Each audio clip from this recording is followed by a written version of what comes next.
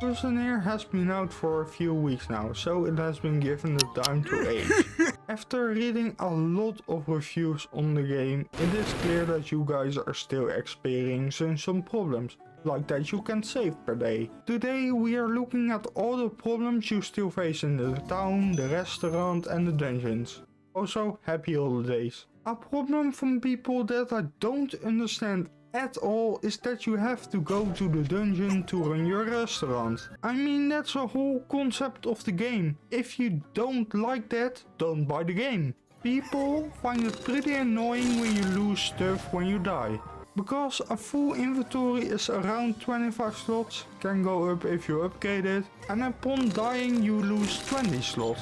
But with 25 that would still be 80% of your loot. And people find that a pretty hefty price. But if you're used to games like this, it's pretty normal. I wouldn't really consider that a huge problem. Each time you go somewhere you get a loading screen. When entering your restaurant, when entering your room, when leaving your restaurant, when leaving your room, when entering the town and leaving the town. I think the loading screen appears a lot, but it doesn't really bother me. I think it's more of a luxury problem. There are also complaints that purchasing the furniture costs an arm and a leg. I would say that is true, but it compensates with you going into the dungeon a lot to get some food for your restaurant. And of course to get your popularity up, so it will be more crowded during dinner service. Then we have another problem I'm quite struggling with if you don't have a good enough PC. Luckily I have a good enough PC, but you might be in trouble. On my PC it runs really well, but on my laptop it doesn't run smooth. But this doesn't ruin the playing experience. You just have a lot of time to think about your next move, which you don't need a lot of time for. A personal problem I have with the game are those trap pads on the floor, which also spawn behind the walls, so you can't see it and get damaged because of this. Even though the walls get transparent when you get close to it, you probably will be focused on the enemies that try to kill you and still get damaged.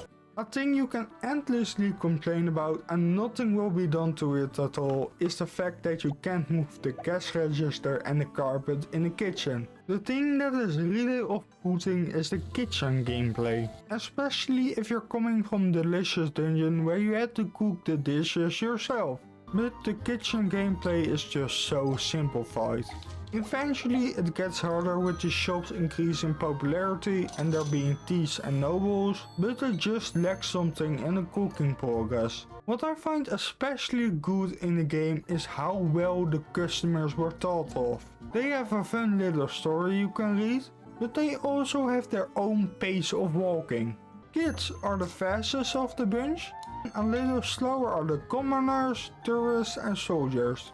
The older people walk slowly, so if they are seated far away, it's best to give them their food. They can get it themselves, but it's faster if you get it for them. It's also nicer to do so. I left one type of person out of this because I have not come across any noble. A few days ago in the mail I got that thieves and nobles will be added. But after spending a lot of days in the game to make the tips video, I still haven't seen a single noble in the restaurant.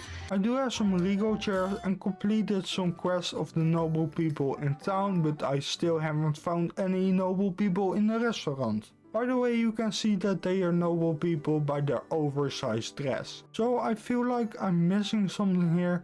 If anyone knows how to get noble people, please comment it down below.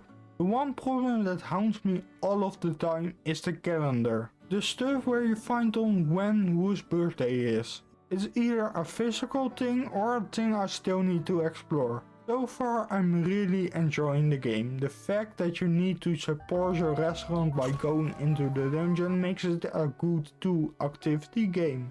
Seeing others' opinions on the game is pretty good, as you can still see that there are some complaints about the game.